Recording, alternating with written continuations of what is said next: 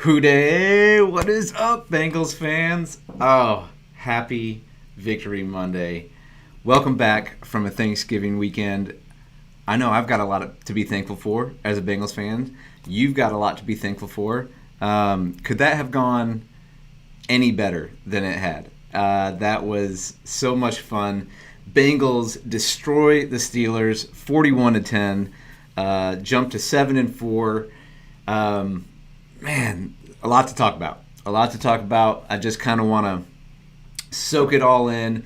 Again, my name's Eric from Keller Williams Realty and Team Stanio.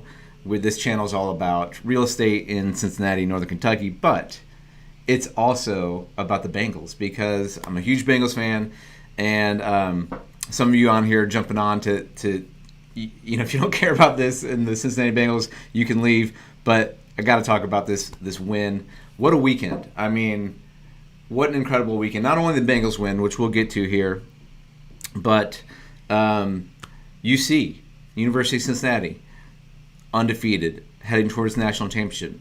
Michigan, where I was born, gotta say, I've been a University of Michigan fan my whole life, even before coming to Cincinnati. And these last few years have been pretty rough as a Michigan fan with the team from down south, but we took it to Ohio State this weekend. And then to cap it off, as if time with family wasn't enough, as if Thanksgiving on Thursday, I had a second Thanksgiving on Friday. I had a brunch on Saturday morning with Holtman's Donuts. I had a giant. We had pictures taken as a family. I mean, it was a big weekend. We had a birthday party Saturday night. Sunday got some work done, and then watched the game last night on NFL Game Pass. NFL Game Pass, you work this time, but I also can't touch the remote because you guys, if you watch this, you know the history of this thing. But watched it with some of my friends last night. We sat around. We were making our predictions about the game, and it's the Steelers. And look, if you're a Bengals fan, you know how badly the Steelers have beat us for years and years and years. They have owned us. Ben Roethlisberger has owned us in his career, and it's not even been close. And yet, the Bengals going to win their third straight, dominating. I mean, they just dominated. So pregame, we're all nervous. I have one friend who picks them to lose. His son picks 7-point Bengals win. Shout out Toby. Next prediction, 14-point Bengals win. Aiden, you were the closest by far. I picked a 4-point win, something like that. And it just wasn't even close. It felt from the beginning, that first drive where we just Mixon everything was working, right? 25-yard run right off the start. We just pounded it down the throats. Burrow gets in after getting pressured and makes a move and dives into the end zone, pounds his chest, and it's like, oh, it's on. Ben throws a pick to Eli Apple, almost scores. So we don't get the 2-touchdown lead, but we get the field goal. We're up 10-0. Then we get the ball back, and we're just doing whatever we want to do on offense. It was just, I'm like, this is going to be a blowout. We were in complete control of that game from start to finish. Man, it's just, this is so rare. You just got to soak it all in. I didn't get to do my recap on the Raiders game last week, but hey, we came off a bad Jets loss, a humiliating Cleveland loss. We've been here before, right? Bengals fans, we've been here when we were 5-2, and the national media started bringing on the hype. They were ready to crown the Bengals as the new darlings of the NFL, and it got a little bit to our heads, and we had that bad Jets loss and then blown out by Cleveland at home. And we're like, okay, well, maybe we'll make the playoffs. And quite honestly, I still think we are in that camp. I mean, that was a big win. We're now 3-1 in the division, which is huge. And I still think we may win the division, we may not. I still think Baltimore's a really good team. I still think Cleveland's a really good team. But I think we'll probably get in the playoffs. We've got tough games down the stretch. I mean, if you look at our schedule, let me flip over here. We've got the Chargers coming in next week. Then we've got the 49ers coming in. We on the road at the Broncos. Ravens at home, Chiefs at home, and then close out the year at Cleveland. So what is this? 1, 2, 3, 4 of our last 6 are home games, but we're also seeing some really good teams. We're seeing some good offenses coming in. The Steelers, let's be honest, the Steelers, they're not good. We just out-physicaled them every aspect of the game. We get the pick 6 from Hilton. But my question for you guys, before I get back to my normal Monday real estate business and showing some houses this afternoon, is my question to you, let me see what's going on here, is can you love again? Can you put your heart back out there and trust this team? And for most Bengals fans, you know the answer is no to that question. You know that, like, you're just going to get suckered in. And yes, we've got Burrow, and yes, the defense looks better, and yes, Frank Pollock's got this O-line blocking. But you just are waiting for the other shoe to drop, right? You're just waiting to get hurt. And this is my question, though. Like, can you let your heart, as a Bengals fan, when it's been stomped on repeatedly so many times throughout the years? I mean, if you go back, so for me, you know, the 90s were just brutal, obviously. So the first real, I mean, it was hard to follow the Bengals through the 90s. But then when Carson came and when Chad Johnson was here and we were legit in the 05 season, there was so much hype and we were cool. Chad Johnson was doing amazing touchdown celebrations. Carson Palmer was amazing. And we were legit. Like, we took it to the Steelers that year. Then we had the playoff game. Carson's knee gets blown up by chemo. So Steelers, you know, crushed us there. 09 was a good team. And then 15, I thought we had a legit chance, right? And I was like, you know what? Yes, 4 years of losing in the playoffs to Andy Dalton, but this year, and then Andy Dalton gets hurt. But then we play the Steelers in the playoffs, and we've got it in the bag. We've talked about this in the past, but I've never had my heart ripped out more as a sports fan than that moment. When Jeremy Hill fumbles, and then Joey Porter runs on the field and pulls Pac-Man Jones' hair and gets penalized, and they kick the game-winning field goal. I mean, that was just... I have reason to not want to put your heart out there, but this is my call. This is what the question is this: is it better to have love and loss as a Bengals fan, to have never loved before? And I'm looking at you, Scott Duber, and I think here's what I think. I think you've got to put your heart back out there. You gotta put it back out there. And be willing to get hurt again. You've got to put some hope in this team. Because what's not to love about this team? What's not to love about this team? We can beat you on offense in so many ways. We come out of the gates in September with Chase going deep. We've got the deep threat by A.J. Green. I love you, man, but we're done with you. Chase comes in, boom, deep bomb, touchdown, touchdown, touchdown. And it took a little while for Boyd and Higgins to get rolling. It took a little while for this run game to get rolling, but it seems like we found our footing. We sub out Jackson Carman, Adeniji these last few games, and this O-line is starting to roll. Mixon is starting to roll. So for defensive coordinators now, it's like, pick your poison. How do you want us to beat you? You want to take away Chase? You want to play too high? We'll beat you over the top with Chase and T. Or we can play in the slot with Boyd, with Uzama. I mean, this is why the playoffs could be really fun. I said this last night, and they're like, whoa, chill out, Eric. We're not even in the playoffs yet. I'm like, yeah, but this team's good. And we've got a lot of different ways to beat you. They're still young. They still make mistakes. We're seeing them get better. I think they might hit their stride here. There's going to be some losses in these games. They're playing some good opponents here. 6 games left. Let's say you go 3-3. You're 10-7. You're in, right? Probably 10-7. You're in. Go 4-2. Maybe you win the division if you beat the Ravens at home. You go 2-4. you're probably out, right? 9-8. That's probably not good enough. So this is fun. It's fun. Now, here's what I want to get to before I pop off. This is I'm going to be reading from credit to Jay Morrison here from The Athletic.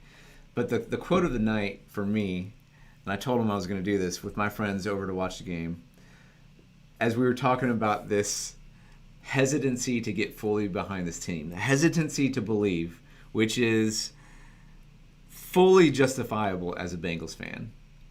Fully justifiable. But my friend Scott, 31-3 before halftime. I'm like, do you think we're going to win yet? He's like, I don't know. I've seen us blow some games before. I'm like, dude, we're dominating this game. We're just going to run it down their throat the whole second half. But his quote, so funny. His quote was, I need stats to help my heart. Yes, I got you, Scott. So here we go. I'm going to read some stats from this article. I'm just going to go down through it, and I'm going to help your heart. We're going to have a little therapy session here, Scott. You and I, and all of the other 5 people around the world who are watching this. Cheers to you, 5 people. All right. I need stats. This is the I need stats to help my heart edition. Who's better to do stats than Jay Morrison? Jay's got stats. All right, here we go. The Cincinnati Bengals beat the sense out of the Pittsburgh Steelers on Sunday, as in the most points against them since 1988 against the Steelers. The largest margin of victory against the Steelers. It was also the first in 30 years. 30 years ago, Bengals went to the Super Bowl. Just throwing it out there. These are things that haven't happened in 30 years. Let's keep going.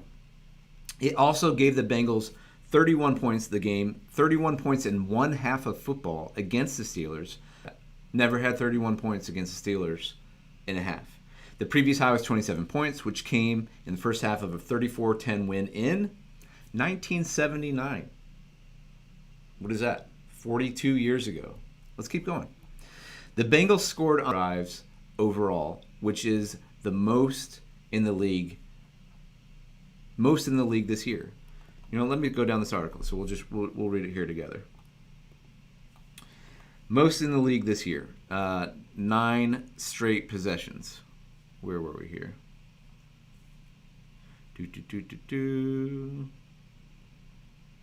Okay, what's next? Let me check here. All right, Mixon. Let's look at some Mixon stats.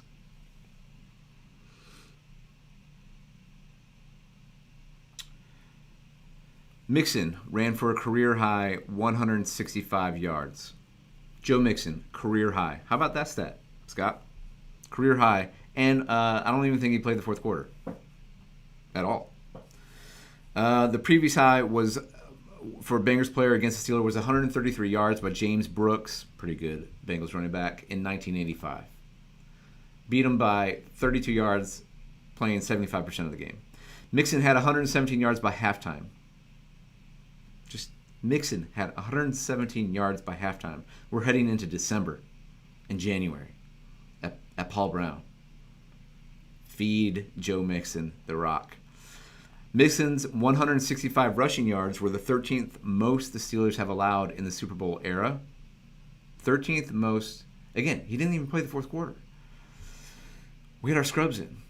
We had the backups in. Most since Leonard Fournette had 181 in 2017. A few other people on this list, the only people who have done more against the Steelers in the Super Bowl era, I don't know, a few decent names here. Fred Taylor, O.J. Simpson.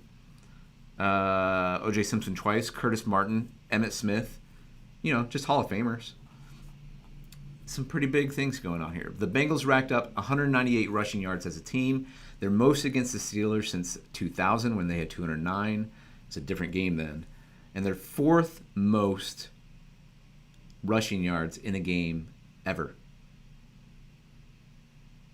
Is that right? The Bengals wrapped up 198 rushing yards as a team. They're 4th most ever. Wow. I don't know about that one. I want to check that one. Mixon rushed for a pair of 1-yard touchdowns, marking the 4th consecutive game he scored multiple times, making him the first player since Steven Jackson in 2006 to do that. How about that stat? Mixon, 4th consecutive game he scored multiple times, first player in 15 years to do that. Is your heart getting a little bigger, Scott? I want your heart to become like the Grinch. And I want these Joe Mixon stats to feed your heart, and so that it swells 2 times the size, so that you can love the Bengals again, so that you can put your heart out there. There's a pun about the Who's in Who Village in Who Day. It's in there. You guys can make the joke. Okay, let's keep going. When Mixon scored his 2nd touchdown with 13:10 remaining, the score was 41-3. The score was 41-3 over the Steelers. The Bengals had never led the Steelers by 38 points at any point in any game. Not only that, let's go one more. The Steelers haven't even led the Bengals by 38 points at any time. In the history of this rivalry, no team has been up 38 points until last night.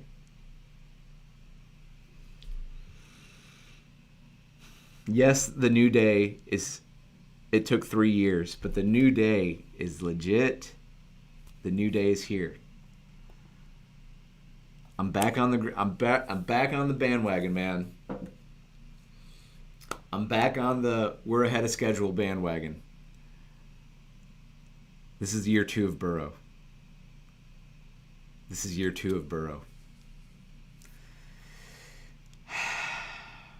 Speaking of my man, Joe Burrow completed 20 of 24 passes for 190 yards, including 32-yard touchdown to T. Higgins. His 83.3% completion percentage was the highest for a Bengals quarterback against the Steelers since 1974, when Ken Anderson completed 20 of 22 in a 17-10 win.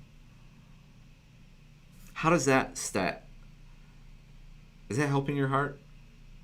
Highest completion percentage in 47 years. Andy Dalton, Carson Palmer, John Kitna, Akili Smith, Jeff Blake, Scott Mitchell, Neil O'Donnell. Is that his name? I was going to say Neil Rackers. 83.3%. And I TJ Watt. Except for that crap, the interception. TJ Watt. Total Steelers move, right? Bengals, you know what I'm talking about. If Burrow can pick his moments, not have to drop back 35, 45 times, have 25 passes a game, and Mixon goes over 100 a game, and we control time and possession, I mean, it's going to bounce back, right? The pendulum's going to come back. They're going to start loading the box. And then Burrow's going to go to chasing Higgins. It's all lining up. Okay, a few more stats. Another rarity from Sunday's game was something we didn't see. The Steelers had scored in the final 2 minutes of the first half in 25 of their last 30 games against the Bengals. All right, defense, shout out. They had a chance to do it again Sunday, getting the ball at their own 25-yard line with 2:43 remaining in the half. They went 3 and out.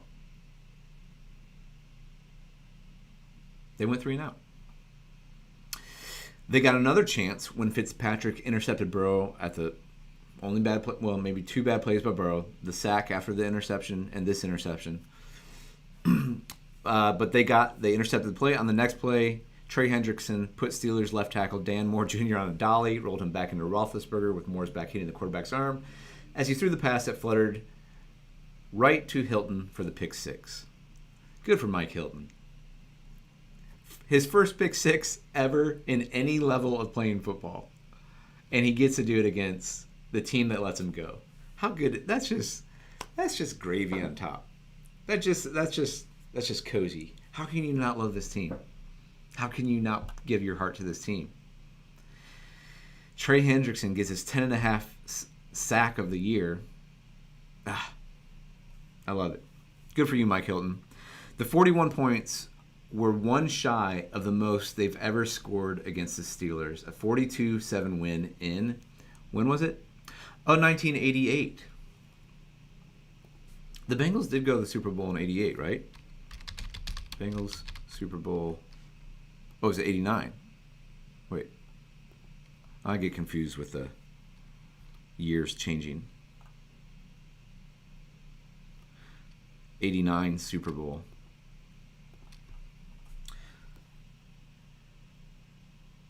So that might be that same year, right? If they beat them in 88 and then went to the Super Bowl in January of 89. Point is, we're doing things we haven't done since going to the Super Bowl. These are the stats. And the 31-point margin of victory was tied for the second highest win, with a win from 1989 by the same score of 41-10. Feels good. It's been a long 30 years, Bengals fans. Just soak it in. Even if we don't make the playoffs, just enjoy it. Just let your heart love again. Bandwagon fans, welcome. Come on. Everybody come. Come on. Even my kids were excited this morning. They don't even like watching football. They were all shouting, "Who Dey?" My little 4-year-old daughter was saying, "Who's going to beat them Bengals? Let's go." Any way you look at it, from any side of history, it was one of the most dominating wins in Bengals history for it to come against a team that last year at this time had won 11 in a row and 14 of 15 against them. The Steelers had beaten us 11 times in a row and 14 of 15. Okay, they're not the same team. They're a little beat up. Ben is done. I don't care. They beat us 14 out of 15. And we beat them 3 straight. It's just Ryan Finley smile all day long. Just Ryan Finley smile. Our goal is to go through this division, Taylor said. We have to be better than we have been in this division if you want to go to the playoffs and be ready for all the things that brings. I'm ready. Are you ready? Really, just the way I look at it right now, to be 3-1 in the division, that's the position we wanted to be in. It's not about dominating anybody, but it is. And it feels so good. We dominated. We just have to win all these divisional games to create that separation we're going to need. Flashback to Zach Taylor calling challenges on spotting the ball, calling challenges on touchdown or not with T. Higgins, going for it on 4th and 1 when you're up 30 whatever. Just want to give you a big hug, Zach Taylor. Just a big hug from all of us to all of you. Thank you, Zach Taylor. To see Mike Tomlin.